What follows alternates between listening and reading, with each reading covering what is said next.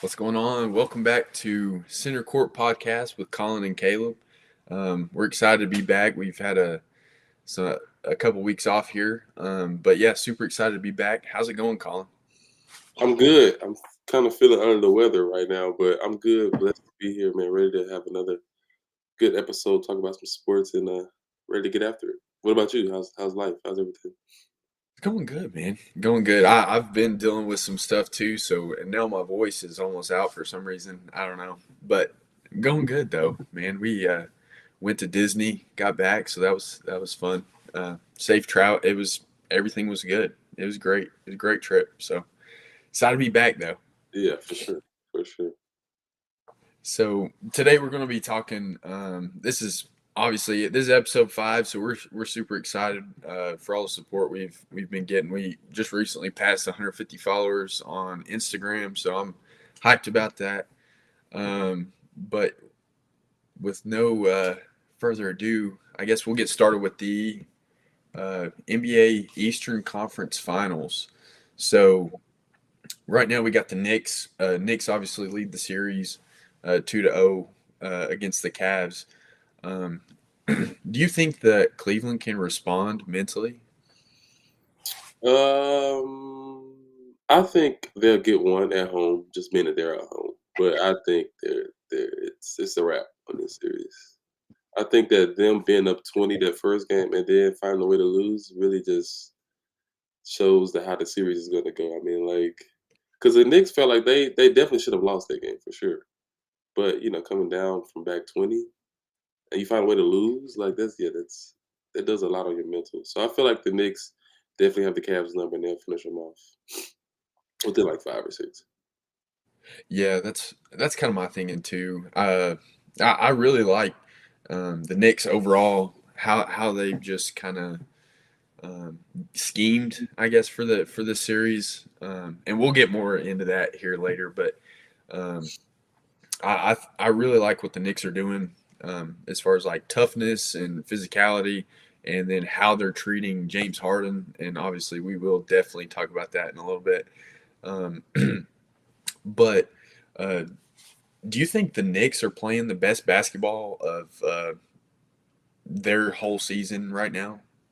Yeah, I think they've hit their stride. I think that Brunson has definitely showed that he's your franchise player for sure. And then I think everybody else has done played their role. I think Cat has found a way to still find his outside shot, but also get in the paint and get some easy looks. And then you got Mikhail playing defense and giving you buckets. You got OG doing his thing, and then you got Josh Hart. Josh Hart had like 5 threes last game. So like, I mean, what could you do at that point? I mean, when everybody knows their role, I think that's when you play your best brand of basketball. But yeah, I think they're doing good so far. What about you? Yeah, I do. I really do too because, man, I mean, Brunson's been great. Josh Hart, like you said, phenomenal. He had 26 leading. He was leading scorer in that game. Him and Donovan Mitchell both had 26. But yeah, I think the Knicks have really hit their stride, like you said. I'm excited to see what they do in the next round if they make it there.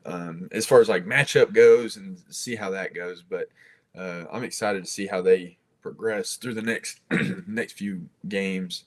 Um, do Is this series closer than the 2-0 lead suggests, or what do you kind of think there? It just depends. I think that last game, Evan Mobley had like I think 14, 15 first Yep. half, and then second half he just disappeared to get any shots. Hmm. And then Donovan Mitchell is always good for a good first half, and then the second half is just like he just I don't know. But I think if they find a way to just play a good brand of basketball for 48 minutes, then I think it'll be closer. But I mean, I don't know. Like you still got James Harden, which he's good, but you also know his shortcomings too, the defense and Yep.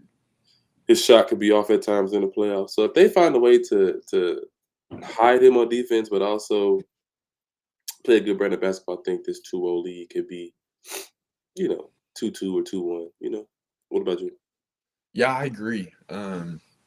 Especially like hide him on defense. Like that's something that they really need to do, in my opinion. And then offensively, they need to figure out how to attack Brunson more. I like Brunson, love his game. I really do. He's one of my favorite players to watch. But I think that could be their advantage um, as far as like the offensive end. But I haven't seen them do it as successfully as the Knicks are with on the James Harden side. So yeah, I'm really excited to see just how they attack moving forward. What do you think Uh, about the Jared Allen Evan Mobley tandem? Do you think they should break it up, or do you think that it's not a recipe for success? Because I feel like the Knicks are definitely undersized. They play catch at Absolutely. 5, so that means Mobley has to be guarding somebody smaller. So I feel like they Yep. should be taking advantage of that. But I don't see them working out. I think not a lot of people play 2 big lineups anyway, so I feel like they need to get rid of one of those. Yeah, I agree. And what's bad is I actually really like both of those Mhm. guys. I don't think it doesn't mesh well right now, in my opinion.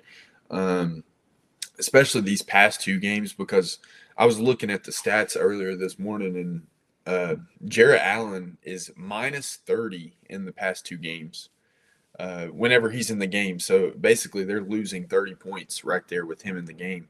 So and I the previous series he was playing out of his mind. Yeah. So and then Evan Mobley's been playing good, like you said in the first half he was playing really good, and then the second half he just kind of disappeared. So it's like I need to see more consistency with both of them on the floor if they do want to keep that. I don't think the consistency is there from either of them to like keep them together, in my opinion. Yeah, I've kind of been disappointed in Evan Mobley up until this point. Like I feel like he hasn't taken that next step that he should be Yep. at. You got a defensive player of the year. You're up and coming all star. Like you should be. And in retrospect, you should be the second best player on this team. To be honest, Yes. after Donovan Mitchell, Absolutely. it should be you then James Harden. But Absolutely. he just hasn't played up to that level, and I think that's contributing to a lot of some of their losses. Yeah, I agree because I mean, whenever he came into the NBA, he had a great first two seasons, first season, and I was like, dude, he could end up being like a superstar, like because he can guard 1 through 5. He's he's long, he can handle the ball, he can pass, all that. And then, like you said, he's kind of hid behind Harden, which is weird because James Harden's at the near the end of his career, like he's getting up there, and like not saying that James Harden's bad. I think James Harden's an incredible offensive uh, guy, Hall of Famer for sure. So, but yeah, I don't know. I shake my head sometimes whenever I think about Evan Mobley, just because I can see the potential there. Like I really do. I see it there. It's not panning out at the moment. Definitely, definitely not. um, so I guess moving on to the Thunder and Spurs. I know we're going to talk a lot about this one because I think we both feel really strongly about our thoughts for each of these teams. Um, so, which young core would you rather build around long term? I wanted to start off with that question. I'm taking the Spurs for 100% sure. 100%. Castle, Harper, Wimby, Yep. uh, Keldon Johnson isn't that old. Yep. Champagne, Vassell isn't that old either. I'm definitely taking the Spurs. I know they're young right now and they don't have much experience as OKC, but I'm definitely taking the Spurs long term because they have a bunch of room to grow. What about you? Yeah, I agree with you, man. I kind of thought that's where you're going to go, but I 100% agree with you because I love Stephon Castle. I love how they're building around Wimby. Perfect. Dylan Harper, great. Um, De'Aaron Fox, if they can keep him there, man, I think he's a great fit too. Um, the way they're building, like you said, the way they're building around Wimby are just like I love it. I really do. Because they got the guard play, then you got Wimby who can play anywhere on the floor. Um, it's much more satisfying basketball to watch. in my opinion, than the Thunder. And it's a lot easier to maintain long term that kind of play style versus uh, kind of drawing fouls and getting fouled a lot. Or Mhm, I think it's just more easy to maintain mhm, that kind of style play. definitely. What do you think about the narrative around trading Fox to make room for like Harper and Castle to be the star players that they are? Me in my opinion, I'm not a fan of it. I think that um, Fox is that veteran presence that slows the game down, Yep. gets it to Wemby down the stretch. Like I think you need that on the team for sure. What do Yeah, I agree, dude. I completely agree because every team you need some older guys. you, Like I truly believe that you need some older guys, some veterans, guys that they know what to do. They've been in scenarios before. They know just how to treat the game. Just from a business perspective, even. Um, so I don't like it fully. I think they. I mean, De'Aaron Fox still isn't crazy old. Like you can still keep him for another few years. He's what 28, yeah, he's not. probably Yeah, 29, yeah, 30, somewhere in there. So not crazy old. He's still got some tread left on the yeah. tires. Um, but I would want to keep him. Yeah, for sure, for sure, for sure. Uh, um, so obviously OKC leads the series 2-1 Hmm. after last night's win. Do you think OKC's total depth has been the difference? What do you think the difference has been um, in this series? The difference has definitely been the other guys around Shea. Caruso in game two, Facts. Jalen Williams last night had like 6 3, 4 5. He had a lot of threes last night. Yes. That's the key. When you try to double Shea and everybody else is hitting shots Yep. and making plays. And then Jared McCain last night. Jared McCain was hooping last night. Yes, Philly he was was. was looking at that mad. But Jared McCain was playing a good brand of basketball last night. And I think that's what makes OKC so hard to beat. When you have guys that you don't normally scout for you, that you aren't really paying attention to, Yep. when they beat you, then it's definitely hard to beat them because you can't double anywhere. I mean, you just got to play straight up basketball, and Yeah, that's I what makes complete. it hard. Yeah, Yeah, I completely agree. Sorry, I didn't mean to cut you off yeah, there. you're good. Yeah, I mean, Shea, he had 26 last night, but I think it's the guys around him, like you said. Jared McCain had 24. Like he was playing out of his mind. I mean, he had a couple shots over Wimby, and I was like, golly, like And he in the didn't in run the it in. paint, like I was leaning. like, I was like, oh yeah, my gosh. yeah, Like where's this guy been? yeah. That I think that was a great get for Oklahoma City. Um, and then like Chet's been solid. I think he's been really good. But like you said, Jalen Williams, I thought he played out of his mind. That and 1 3 at the end of the game to seal the game. I was like, oh my gosh, what is this? Yeah, he hit five. He was 5 of 6 from the 3 point line. Like it's hard to beat teams when you got guys coming off the bench and playing that efficiently. And then Caruso had a couple moments in that game where I was like he came off the bench and got them started. They were down 15-0 to start the game, Yeah, and then he comes in and starts. I think he hit the first bucket off the bench, and I was yeah. like, golly. It's hard But to yeah, beat when those guys are making shots for sure. yeah, I agree. I completely agree. Um, For sure. do you?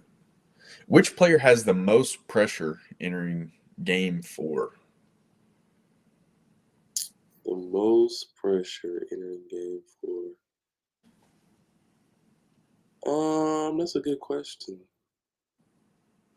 I would I want to say Wimby just Yeah. because that he had such a great game one, so we're all expecting him to repeat that. Yep. Then again, it's like half his team is injured. Fox I know went out last night for a little bit.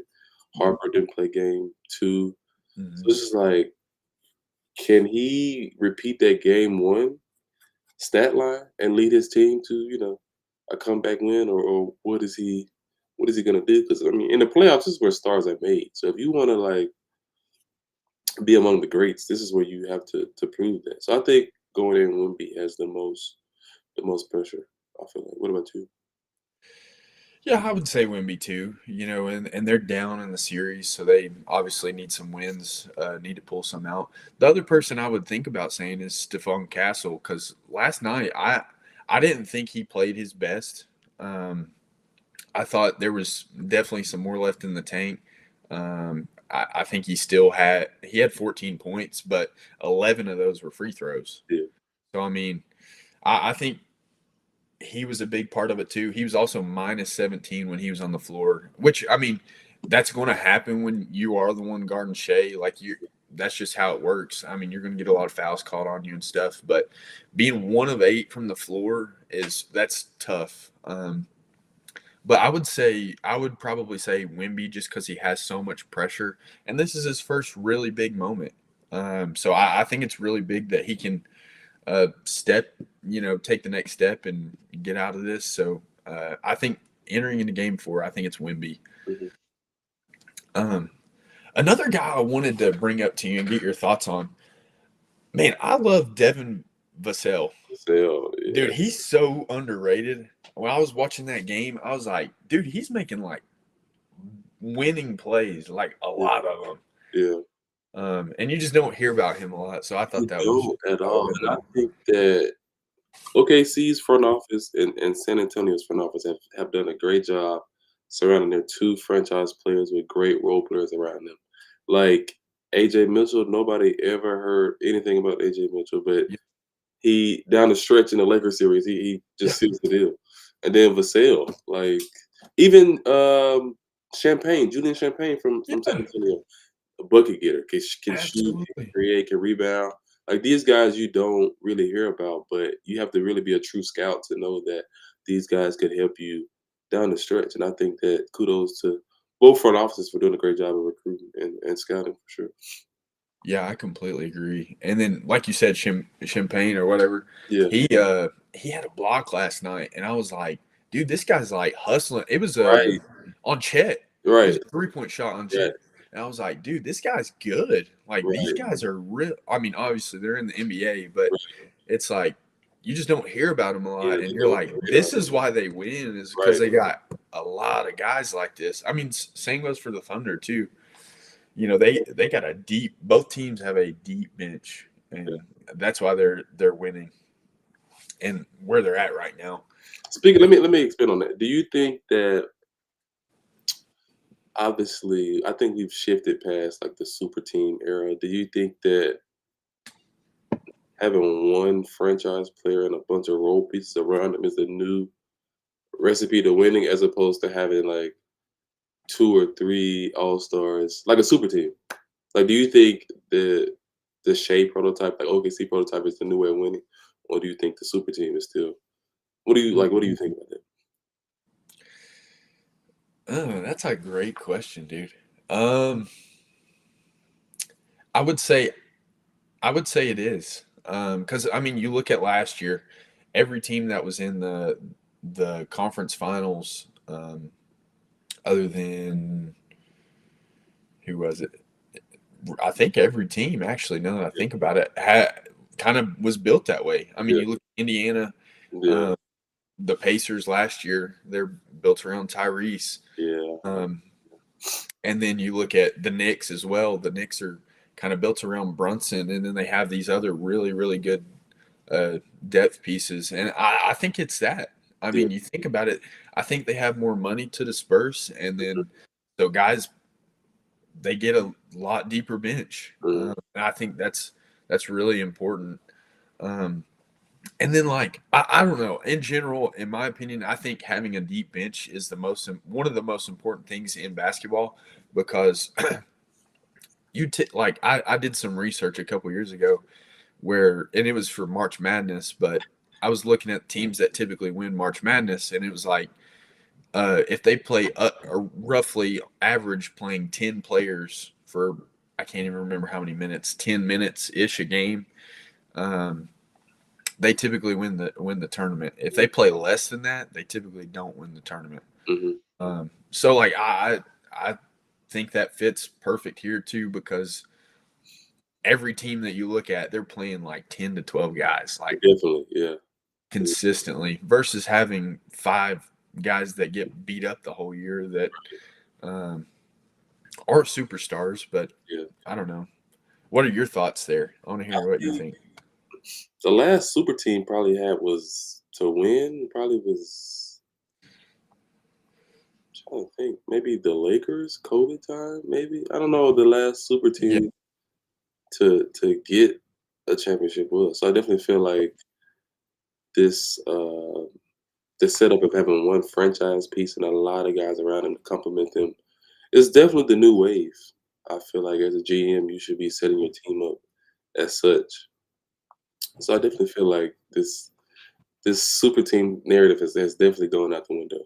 And that's how it should be. You want a good brand of basketball. Everybody is touching it. Everybody feels like they contribute to the win, as opposed to 2 or 3 guys get all the credit and the other guys feeling left out. So I'm definitely a fan of having one franchise piece and a bunch of great talent around them to complement their skill set. Sure.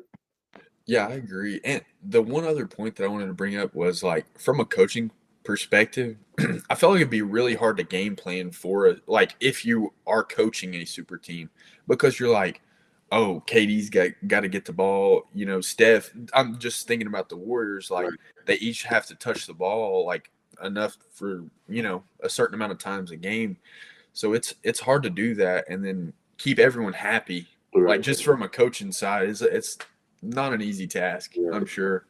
That's why I like these teams because like when you get the role guys, they're like, I'm just happy to touch the ball Right. once. Like I Right. don't care, but they're just trying to win. And Yeah, I do agree. And then you got to think like when you have a super team, some of those guys aren't. You got to hide them on defense. They're not playing as much defense as a role guy would. So that's just it's just a lot of variables that go into play when you have super teams that you wouldn't have if you had, a bunch of role player guys.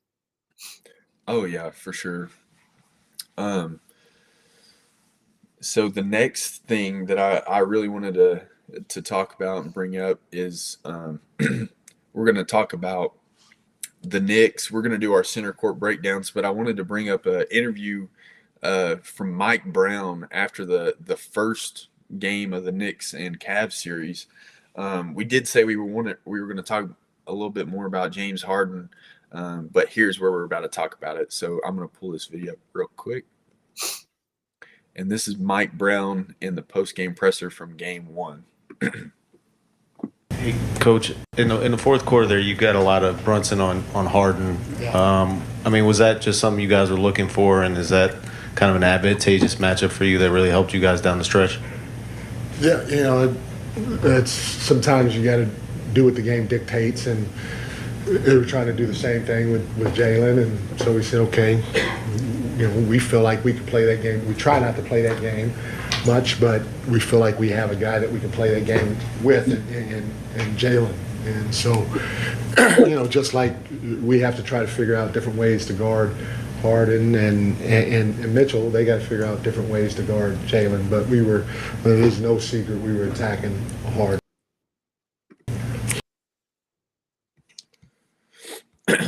So after watching that clip and then start of Game 2, I see this. I'm going to pause the video here in just a second. Sorry. So, and then the start of Game 2. So that's post game presser in Game 1. And then we see this play from the Knicks,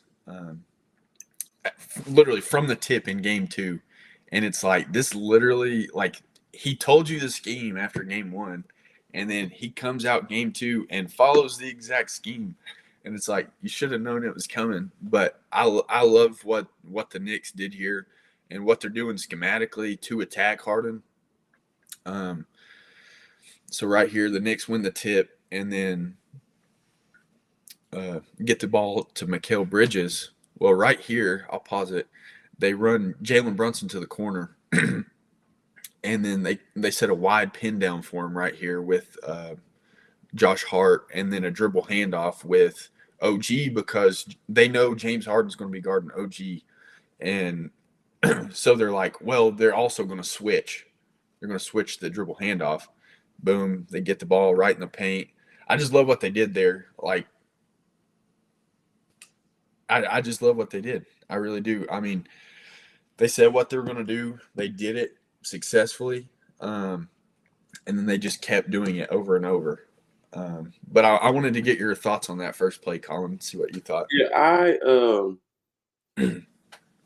it's funny seeing it and then hearing Kenny Atkinson say, "Yeah, James Harden is a good one-on-one defender." And I'm just like, how can you say that and in the same breath he does stuff like this? And I don't necessarily know if it's like his age or if it's just effort. I don't think he's just Yeah. given the effort needed to get a stop on defense because he has to exert so much energy on offense. But I just think that it's just crazy seeing how effortlessly that was. It was like a dribble handoff and just attack hard. Right. And I think that definitely diminishes his legacy in some aspect. I think that being a two guard, you have to guard other guards as well. I know he's great offensively, but you can't just be one side of the ball. And I feel like, the arguments about him and Dwayne Wade, I think those are completely demolished based on just his defensive efforts. I think that Dwayne Wade played both sides of the ball and gave a winning effort on defense. So I think that, yeah, James Harden not really trying his best on defense really, really diminishes his career in retrospect, I feel like. Yeah, and what's even crazier, I'll run the clip here again in just a second. Mike Brown in game one or after in that presser, I didn't clip it that far, but he goes on to talk about how they really want to disrupt James Harden because they know he's just that good offensively. To exactly your point, Colin. So they really wanted to disrupt him on the offensive side of the ball because they know he could go off for, I don't know, 35 plus a game if he wanted. And then it's not in this clip either, but I'll keep playing it, but I'll tell you the backstory here. But right here, so the Knicks got the ball back immediately because Mikal Bridges picked up 94 feet on Harden and stole the inbounds pass. So this is right, I mean, almost right after the other bucket. And I was like, they're literally doing their scheme to a T. And then wait till you see James Harden right here on this possession. Cat has the ball, no closeout, shot, good. So, I mean, that's literally the first two offensive possessions for the Knicks in this game, and they both attacked Harden. And I love what Mike Brown did here. And the Knicks, this series, they have kind of made Kenny Atkinson, I don't know, pay, I guess, for having such an offensive roster. And what's crazy is they coached together. I believe they coached together on the Warriors a couple years ago. So I don't know. I found it really, really interesting. Yeah, I think Kenny's job is in danger for sure, 100%. And I think that as a hooper, we both played many, many years, and coaches teach having pride on defense, like having pride in getting a stop and getting a rebound and finishing the stop. And I feel like there's no pride. Like you gave up a 22-point lead in game one, half of that because Brunson was scoring on you. So I feel like you need to have pride. You knew, I want to say he costed them game one, but he contributed a lot to their loss in game one. So coming into game two, I'm having pride on defense. I'm knowing that, they're gonna go at me. So I'm gonna have pride and get a stop. And then they're verbally calling you out saying, yeah, our plan is to go at you. So I'm telling you beforehand we're going at you, and you still don't Right. do it. And it's just like you're getting paid millions and millions of dollars and you have no pride on defense. It's just really like, I don't know. It just really irritates me. Yeah, same here. And again, I like James Harden. I think he's an excellent player, but it's kind of inexcusable whenever you hear it in the press conference the game before, and then you come out there and get scored on the first two possessions and get the ball stole from you. It's like, come on, dude. You know Right. exactly what they're wanting to do, Literally. but you're just gonna let them do it. It's like, come Literally. on. And your whole narrative is that you don't produce in the playoffs and you're doing nothing but contributing to the entire narrative by putting on a lack of defense. Like, I just don't Right. get it all. And at least if you're not playing defense, at least give us 40, 35 or something. Like, at least like That's just what go I'm off on offense. That's what I'm saying. And then what he had, I think he had, I don't even remember how many he had last game. I know game one he shot horribly. Yeah, I don't think he played good this past game. He had 18 this past game, Yeah. 6 and 15 from the floor, 3 of 7 from the 3-point line. He was minus 22 in game 2. Yeah, I think Yikes. he needs to. I think this is where Evan Mobley should step up as a second option Yep. and just defer to James when you just really, really like need a bucket. But Yeah, I agree. if he, I just, Yeah. again, I'm like, I was so shocked whenever I was watching this right after I heard that press conference. Yeah. I was like, you know what he's doing, dude. Right. So, do you think the Cavs run it back with this same team next year, or you think they break it up? Because this is kind of like a trial period. Like they weren't really Yeah. like all in on James Harden. He was just available, so they, I think they let James Harden walk. I think that's what will end up happening. Otherwise, I think they'll keep it pretty much the same. They may add like one piece or two piece. I mean, they obviously need to build around Donovan Mitchell, in my opinion, but because he's the best guy on the floor or on their team easily. But yeah, I think they'll break it up. What do you think? Yeah, I think it's time. I just don't know where James Harden goes. That's a winning team that could put him in a chance to win a championship. What contender would want to take on James Harden? I feel like he's kind of playing himself out of a contract in a sense. Literally. Yeah, I agree. I don't know because you have to have a really really good defensive like scheme. Right. I think, or like other guys that do take pride on defense to have him. Offensively, I think he can fit into a ton of schemes. Yeah. Now he does hold the ball a lot, but like if you can score at that rate, I think you can fit in almost any scheme. But Yeah. you just have to figure it out. But defensively is where I'm like, I don't know. Yeah, and then he has to go somewhere that he could be like second, third option. He can't be your first option on a winning team. I think that he's past the era, which is okay. I mean, he's like 37, so I mean, that's Yep. understandable. But I think that he needs to go somewhere that already has the pieces in play. They just insert him and keep the ball rolling. Yeah, I agree. So the next clip, I didn't really want to break it down, but it was one of the craziest plays I've ever seen. So yeah, let me pull that up.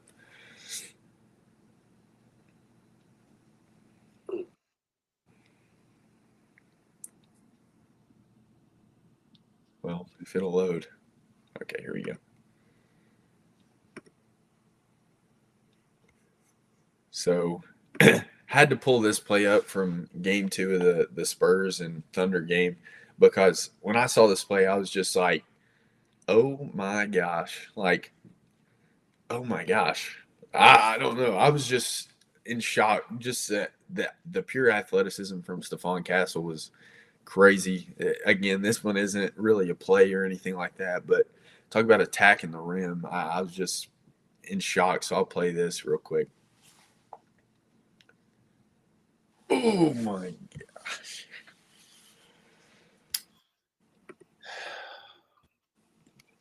I love how there was no tech. It was just like great celebration, great dunk, and let's just keep it pushing. I Right. think that's great playoff basketball.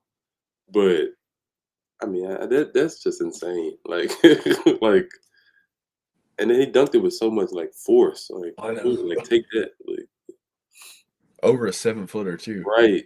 Hartenstein. Oh my gosh. Yeah, it's wild. I really just wanted to show that play, and especially that way we fit both in. But that play overall, I was just like, man, the pure athleticism from Stephon Castle. I love his game. I really do. Love his game. If he can just get a consistent 3-ball, oh my god, he'd be deadly, deadly. For sure. I think it's coming. I think it's in the works. It just takes time to build that confidence in your shot. But his skill set is definitely unmatched, and it's a good fit for this team for sure. Yeah, I agree. You ever been close to getting up like that? No, Then no, sir. having 2 foot bounce, I think is like I feel like it's Like easy. I that. mean, I always jumped off 1 foot. I feel like it's easier to jump off 1 foot, but jumping off 2 and still getting up high like that is just like Yeah, it was. Yeah, I could never. I could. I don't know why. Like you said, I could never get off two. I was always It's hard. I feel like no think about that. it's harder, and you have to Oh exert yeah. more like energy going down. Oh yeah. And like you stop Yeah, your like momentum a little bit. and if you're going like full speed, I feel like it's easier to just go off one and just take off as opposed to stopping. But that right there is crazy. That was so nasty. I was just whenever I saw, I was like, I've got to talk about this. Yeah, he's insane.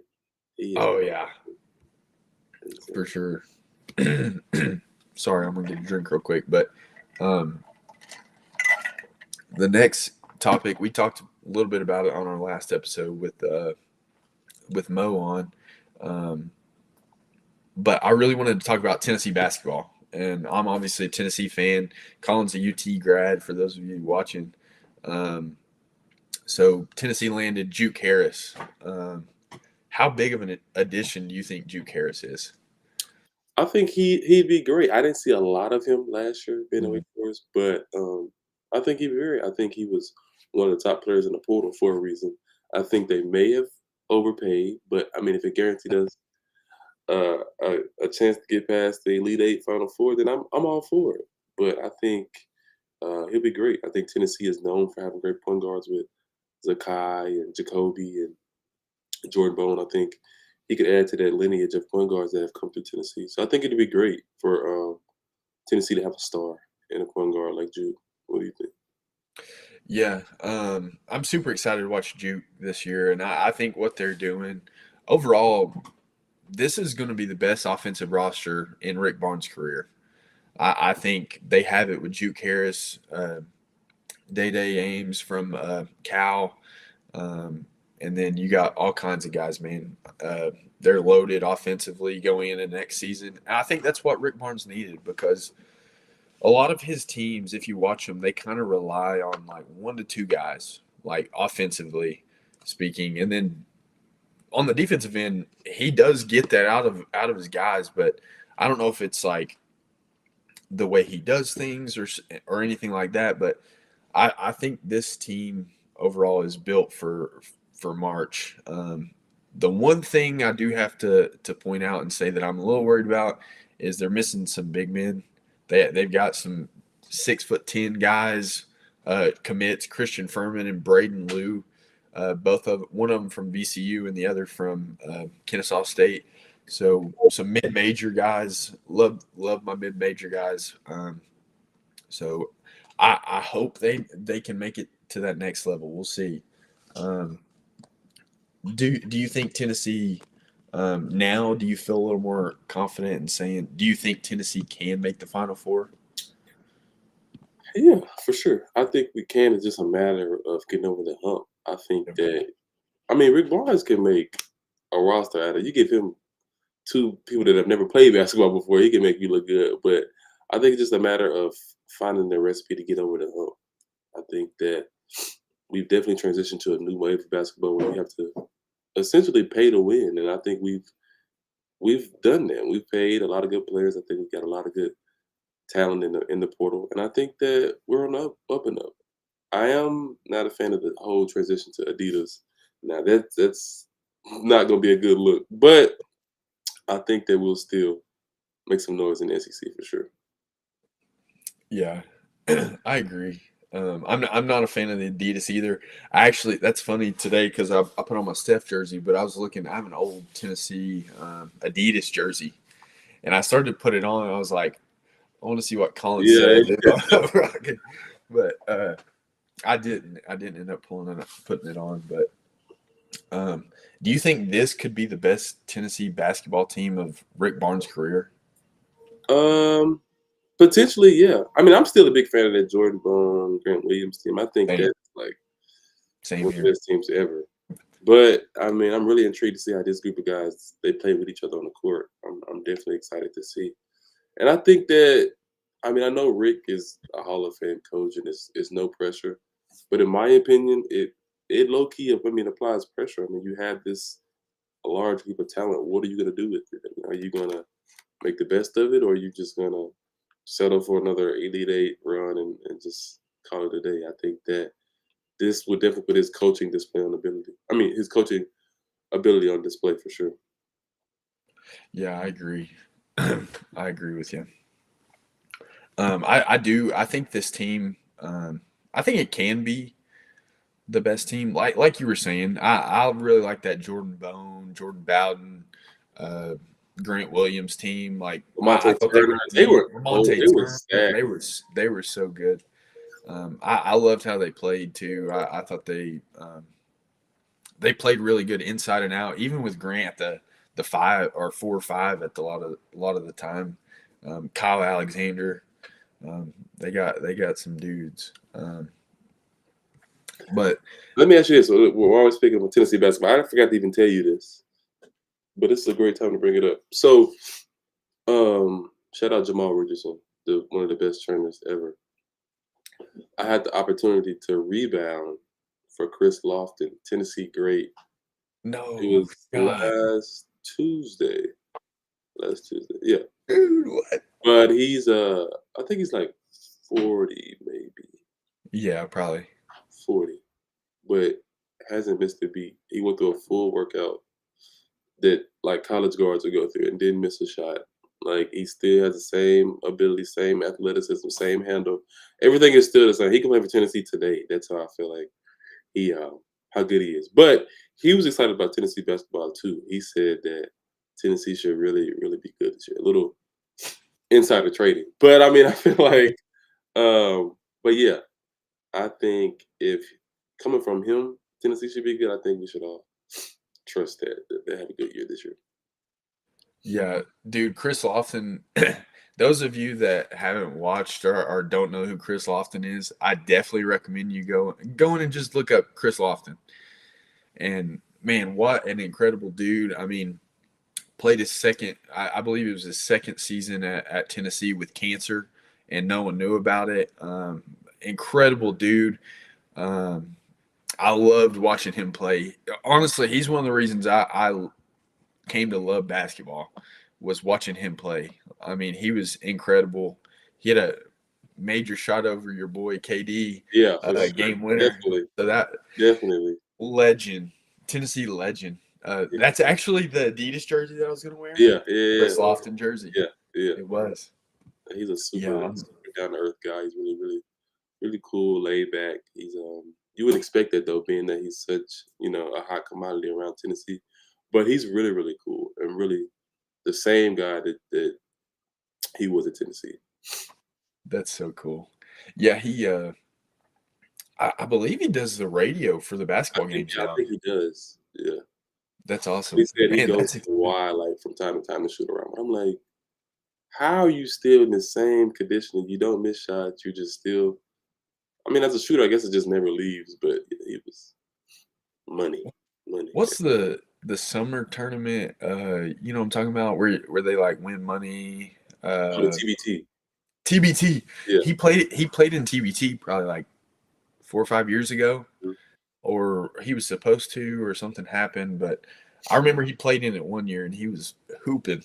Does I think he Tennessee had like have 30. a team? They did. I don't think they do anymore. I don't know. Hopefully they do. That'd be That'd be nice. dope. Yeah, that'd be dope. I would like to pull up there at That'd some be point. dope. That'd be sweet. Get some old heads hooping. Yeah, talking smack. Yeah, I'm here for it. Right. So the next thing I wanted to talk about, those of you that don't know, LSU right now, they are Will Wade is obviously the head coach. We talked about it on a couple episodes ago, but they have currently 4 are 4 to 5 guys that are committed that were pro or currently pro at the moment. A couple of those, just some quick names. So RJ Luis, he's 23 years old. He got drafted in he went undrafted in 2025. So this past season, and he did end up playing for the Celtics. And then you got Yam Madar. He's 25. He got drafted in the second round in 2020. Played for the Celtics. You got Selu Niang. I butchered his name. He was a second-round pick last year. Played for the Cavs. Then you got Marcio Santos, 23 years old. Played for the Hawks Summer League back in 2023. He was undrafted. And then you have a guy named Bryce Desert. He's 23, 4-year EuroLeague pro. So with that being said, Colin, as far as like, is LSU heading in the right direction? I guess that's a good question. No. I mean, I know you joked about it earlier, but I mean, it feels like a retirement home. I feel like, these guys are getting older. I mean, and me and you still got 2 years left. I'm good for a spot up 3 on the corner or a couple, right? A couple, I have to, right. 40, Good for, a rebound every now and then, pick and pop, But I feel like when you have this much controversy around your team already, it started with Will Wade coming back and then having all these older guys come in that might not even be eligible to play. I think that it's not a recipe for success. I think that all this attention around your team should be around how good you're going to be and what they expect, not all this other off the court stuff. And I don't think that they're aligned to have a good season right now. I think LSU sports in general is just too controversial right now. It's just a lot going on. I don't think that they have the attention for the right reason. So I don't think this team can be any good. Now, if they do get to play, they are very, very experienced. I will give them that. But I don't think that this is a recipe for success. Not at all. Yeah, I'm completely with you on this one too, because like, why would the NCAA grant permission to these guys whenever Will Wade is known? He's literally on a wiretap, like breaking rules, and he got suspended from the NCAA for what, 2 years before he could coach again. And it's like, why would the NCAA grant any of these guys eligibility just from that perspective, much less that they already were playing in the pros? And it's like each of them played for multiple teams in college. They go, which is fine. I'm not saying that that's a bad thing. And then they go enter the NBA draft. Like, on their own, they enter the NBA draft. I think if you declare for the NBA draft, I think they got to make a rule where it's like, you're done or something. Because, I mean, it's ridiculous. I mean, that's crazy. Like, I think that's hurting high school kids tremendously. Sorry, I didn't mean to cut you off. No, you're good. I don't get that at all. I don't get how you're able to. You can declare for the NBA draft, but if you don't like what you hear back, you can also be pro for a year, but you can also come. I don't agree with that at all. I think if you felt you were good enough to go to the draft, then you're done. Like, you can't come back to college basketball. I don't agree with that. But I would love to be in those conversations, in those rooms where those conversations are going on. Like, how are you? Like, what's the thought process behind it? I don't know at all. That's what I'm saying. I just overall, I think everything that's going on there is shady. Like you'd said, it's just crazy.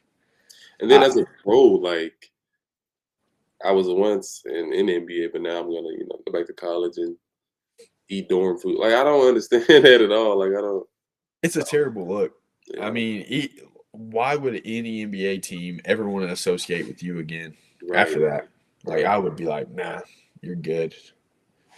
Yeah, I don't think this is going to be a good season for them, but we should definitely find out for sure. Yeah, I agree. I really want to talk about it just because obviously half of those guys, there's no way they'll get granted their eligibility. I mean, there's just no way. There's no way, especially if they used up all their eligibility or Right. nearly used it all up before, anyways. So it's like, what are we doing with NCAA or LSU, really? Will Wade hit us up. Wait, how many minutes you think you can give Will Wade right now? Oof. Let's say It he would have to be. It'd have to be short spurts. I'd have to be like a minute at a time. You know? Okay. Okay. I could minute, and then I have to sit probably 10 minutes every minute. Okay. I could probably give him solid 5 to 7 minutes. How many points you think you have? -4. Maybe I can give him maybe 1-3 a game. Right. 1-3. I can see that. I can see that. You may get a free throw. You may get a little leak yeah. out layup. Oh, you never know. Yeah, a little leak out. Yeah. Right. Will Wade hit us up. Right. How many you think you got in the bag? Not much at all. I may give you 1 corner 3 and I'm good. Right. I may give you a couple rebounds. I'm gonna have to call my fouls though. I'm definitely going away with 5 fouls, 100%. Oh, dude, 100% Yeah. fouling out. Yeah, I'm fouling out for sure. If I'm playing 7 minutes, I'm at. Oh yeah, sure. I'm using every one of them puppies. 100%.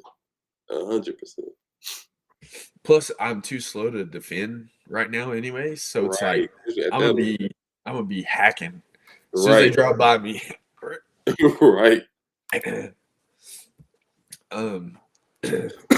So the NBA draft deadline is this week. It's on May 27th.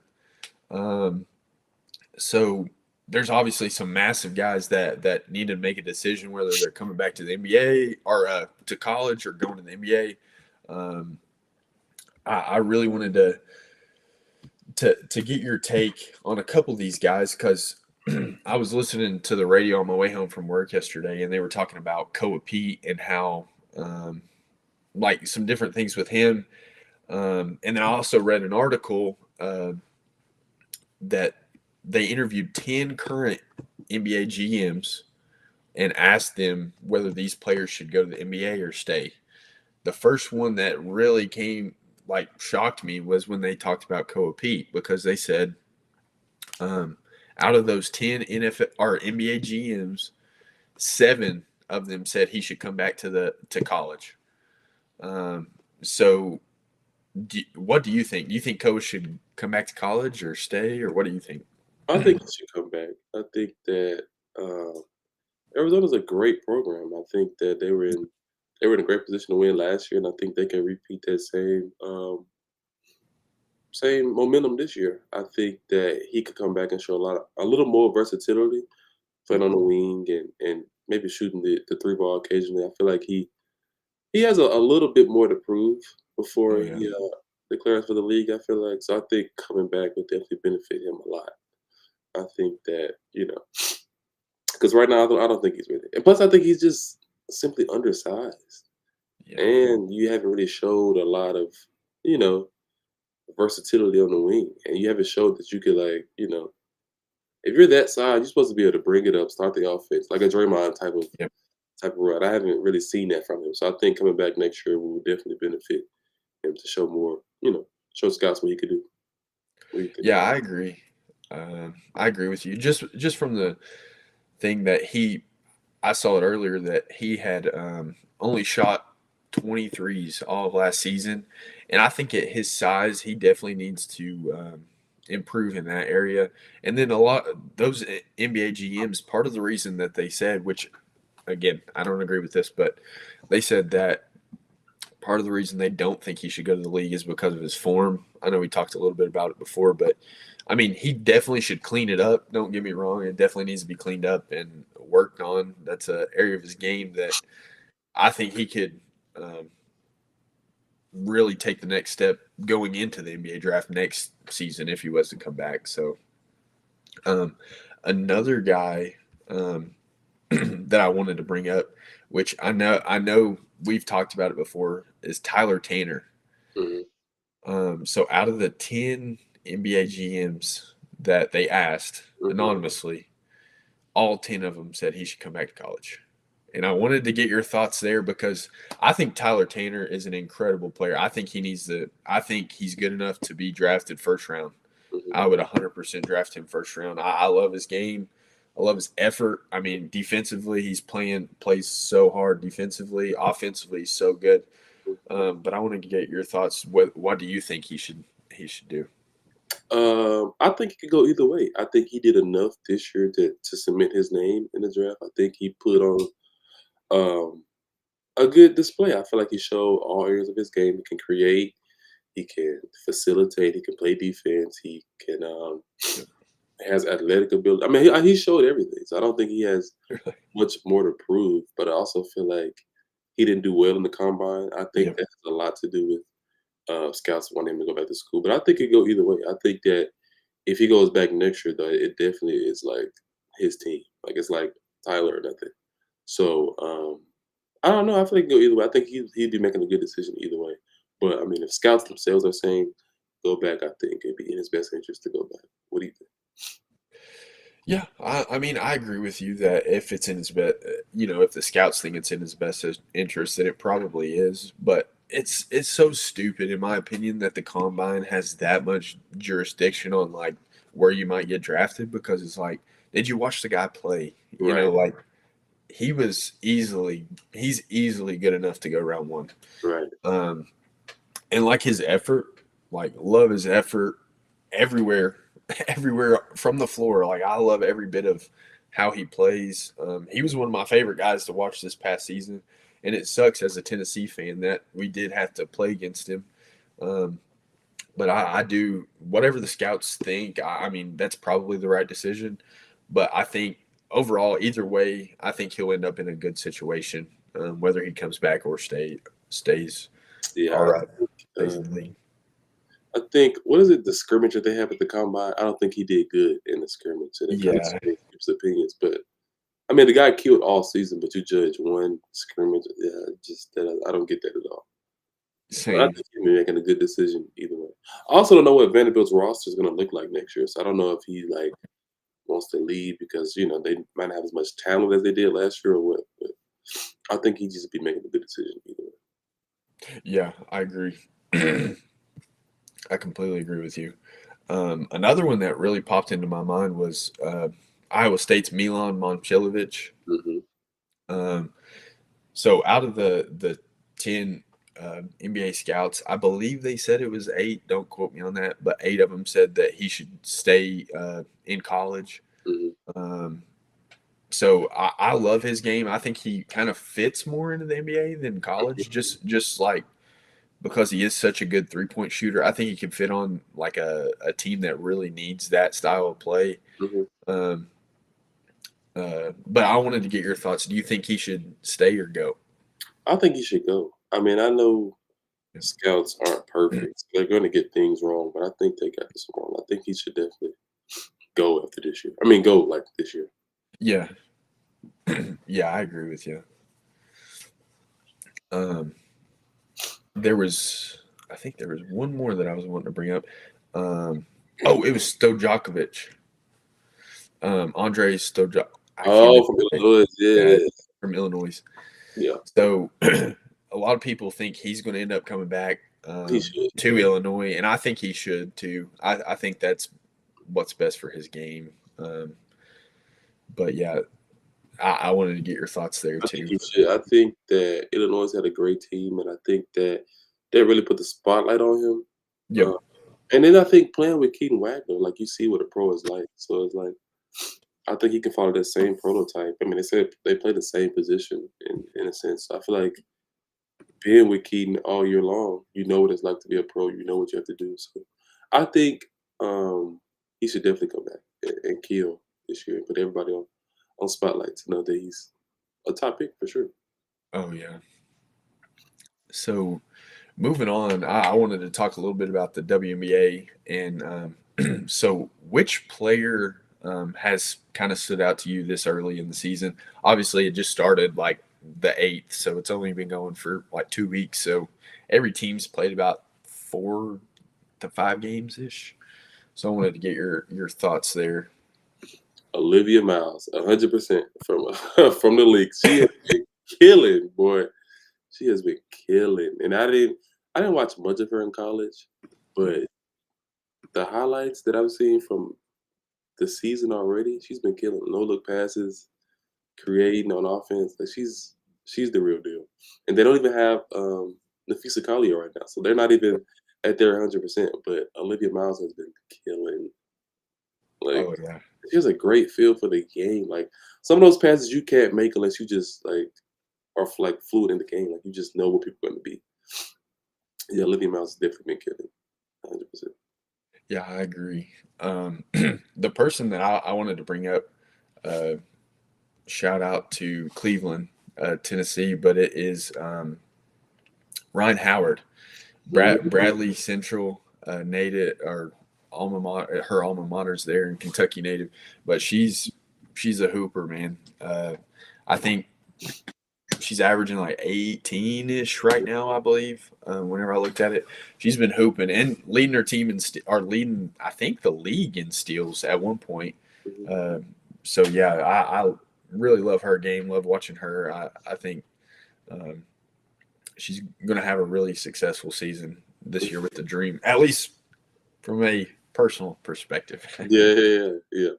Yeah, definitely is. It's definitely gonna be a good season for sure. You Oh always yeah. got the aces, defending champs. They always have a good veteran roster, but there's a lot of up and coming teams that are making noise. That Oh jump yeah. for sure. Yeah, I agree. So, um, which young players do you have any young players that you think that WNBA fans or people who don't really watch the WNBA should look out for or keep an eye on? Definitely Olivia. Yep. She's hooping. Flage, of course, with LSU. She's been getting some tick. I know her minutes haven't been consistent, but Flage definitely. Yeah. Um, trying to think. Um, the girl from uh, Lauren Betts, the girl, the tall girl from UCLA that went to the Knicks. Yeah. That's who I was thinking of. Yeah. Yeah, Yeah. she's nice. I feel like she should have went first overall, in my opinion. I thought so too. I'm like, how do you pass up on somebody that's like that tall can do everything? But I think those three for sure. Yeah, I agree. That would probably be my three. I love Lauren Betts, like you said. I like watching her, and she's going to be a star, definitely in the WNBA. I did want to say shout out to Vol Native and Rakia Jackson. Unfortunately, she tore her ACL. I believe tore her ACL, or it was a knee injury, I think she did. and she's out for the season. So definitely thinking about her and praying about her. So as well as like other stuff that's went on in the off season with her. So she's been going through some stuff. So definitely be praying about her. Um, let's see. So, do you have anything else you want to talk about, Colin, before we wrap it Uh, up? I have one last question, and I'd Yeah. like your opinion on this. Yeah. Given that LeBron is what 40, almost 40, Yeah. and he's still at this level, at this elite level of play, Yeah. do you think that the longer he plays, it diminishes his career? Like the more longer he plays, it doesn't win. Do you think it diminishes his career, Mm, or do you think people chalk it up as like, hey, he's 41. I mean, he's 40. Like he doesn't have to, he doesn't have to win. He's still nobody's done this to this point. Because I feel like he has an excuse either way. It's just like you yeah. can't be playing at this elite level and not win. But then again, it's like if you don't win, it's because you're 40. Like I don't think it's fair. What do Yeah. you like? What do you think about that? Oh man. I don't personally. I don't think it diminishes his career at all. I think that it's a huge achievement. Again, I'm not a LeBron guy, but I will say, like, he's incredible, one of the greatest players of all time. Um, and I I could see where people would say that it would diminish his career, but I don't think it does personally. If anything, it's just adding to his point totals, Right, right, so make it more out of reach. right. I don't know anyone that's probably going to touch those. Yeah, Yeah, I mean, I never thought they were going to be touched from. good. Yeah, but I mean, they did, or LeBron did. So, Yeah, but I mean, overall, I think he's gonna. He'll still. I still think he could play till he's probably like 50. and that's it. Honestly, like I'm just like how. I'm like 26, about to be 27, and I'm like I can barely like get out of bed in the morning. I'm like, you're 41 or whatever, and you're still grinding. Like the yearly grind of the WNBA or the NBA is just it's got to be brutal. Yeah, yeah, it's crazy. And then What lastly, do you what do you think? think about free agency? Do you think where do you think Giannis is going? What do you think LeBron's gonna do? Do you think the Mavs keep Kyrie? Do you think, what do you think? There's a lot of factors going into free agency. Um, there's going to be a lot of shakeup, I think, this year. I did hear a crazy thing speaking about LeBron and free agency. LeBron's longest tenured team now has been the Lakers, and that's crazy for me to think about. Like it just doesn't seem like he's been there that long. But I could see, I bet he'll end up staying just because he wants to keep Bronny in the league, and him and JJ are so tight. I could see him staying there for a while, but art until he retires probably. But Giannis, I think Giannis is definitely leaving.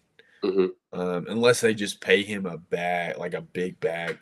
Because I think now he's to the point where he's like, I just want to win rings. Like, that's all I care about. So, I mean, whatever team gets him, it's going to be scary. Yeah, it's a matter of what team though. It's like, what is he? He fits everywhere. I know. That's why I'm like his play style, I think he genuinely fits anywhere. Yeah, It'd be crazy to see him with the Wizards.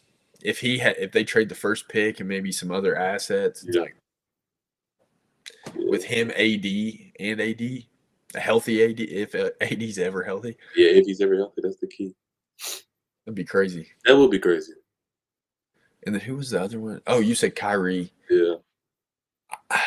The Mavs need to keep him, in my opinion. The Mhm. one thing about Kyrie is he's always hurt. Yeah. So it's like that's the one reason I can see them letting him walk is just because they don't want to keep that money tied up for so long. They just He's want getting to, older too. yeah, and he's getting older, which sucks because Kyrie, I love watching Kyrie play. Yeah, He's so good.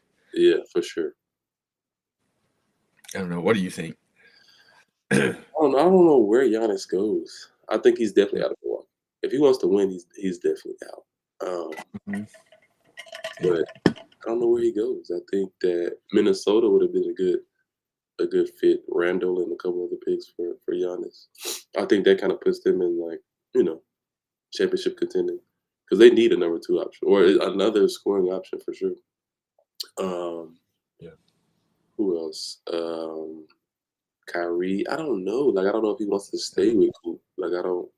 He's the up and coming star. I don't know if he wants to give up the keys to him already. I don't know. But if they do give Kyrie up, we would love to take him in Houston. We'll give y'all Fred and a couple other picks for Kyrie KD reunion. We would love that. But I don't know. It would be very interesting to see how this offseason goes. And then next year, I think next season is going to be totally different. The East is going to be fully healthy again. Like, we had a lot of injuries, like Halliburton coming back and the Celtics. Jaylen Brown maybe leaving too. You never know. This is just a lot of storylines going on in the NBA that we have question marks behind. So I think this offseason will definitely be interesting for sure. Oh heck yeah, yeah, I completely agree with you. So one quick thing that I wanted to show was definitely wanted to show our merch. If you're watching, definitely check out our merch. You can use that QR code right there, and it'll take you to some of our merch and t-shirts, hats, sweatshirts, all the fun stuff. But over to the next thing, So before we wrap up every single episode, we want to share a verse and that means something to us or something that like touched us this week. Um, so I can get that one started. So my verse is a very, very common one. I know it by heart, but I'm going to read it anyways. I actually have it right behind my head right here. But it's John 3:16. And I think I just wanted to share this one because it does it. So in John 3 specifically, Jesus is talking to Nicodemus. Nicodemus is like a teacher. He's a Pharisee is what they call him. And he like they knew a lot. They were basically who you would want your kid to be. You know, the perfect guy, always followed the law, all that stuff. And Jesus is talking with him and basically like you're not good enough based on your own to get to heaven. And then he talks about this verse right here, and he says, "For God so loved the world that he gave his one and only Son, that whoever believes in him shall not perish but have eternal life." And then I'll read 17 too. "For God did not send his Son into the world to condemn the world, but to save the world through him." So I found I just love that verse because it's like he's talking to someone that's considered the holiest of the holiest, and he's like, "You're not good enough to get there." And then he's like, "No one is based on their own. That's why I sent my one and only Son to die for your sins." And I just that's so important in my faith, and yeah, that's why I wanted to share that one. Yeah, that was a good one. I think every child needs to know John 3:6. I think that's the first verse you really start out with. That just says Literally. everything. But yeah, that verse is definitely important. My verse, I actually found it before today's pod. It's First Peter chapter 4, verse 10. It says, "Each of you should use whatever gift you have received to serve others as faithful stewards of God's grace in its various forms." And I think that's very important because basketball, we've been good stewards of basketball. I know I'm coaching now. Caleb has coached before. And I think those gifts have led us to impact other people. I think it led us to talking to you guys on this podcast platform, led me to want to be around the game all the time. And I wanted to coach the next generation. So I think being good stewards of what you have definitely allows you to be a better Christian. And that it's not only basketball, but anything that God has gifted you with. If you use that gift to benefit other people, then I think that definitely sets you apart. And it's definitely what God called us to do. So I just challenge everybody watching this video to use the stewards that God gave you to impact others this week and this year. Yeah, I love that. Yeah, I definitely encourage everyone watching, and I completely agree with Colin. I encourage you to share your faith too. You know, it not only does it help you take the next step in your faith and try to walk it out, but it's really important, you know, that people hear that, and then we are trying to plant seeds actively. I think that's really, really important. But yeah, overall, I guess going on to the the final, I did want to give a special shout out to Mo. I really want to thank Mo for joining us and on our last episode. We really enjoyed it, had a blast, and we're excited to have him back at some point. But yeah, big shout out to Mo. Everybody go check him out. On all socials, it's Mammy CEO. That's his at. So definitely go check him out. I really wanted to thank all of you all for watching and supporting us, and thank you all for everything. Everybody, go let us know in the comments what you thought about this episode or what you think is going to happen moving forward in the playoffs and in the finals. Definitely encourage you all to like, subscribe, follow, all the fun stuff. Yeah, make sure to follow us on YouTube, Spotify, TikTok, all the socials, and it's at Center Court Pod. So check us out there. We appreciate all the support, and we'll see you guys next episode. Deuces. Yeah.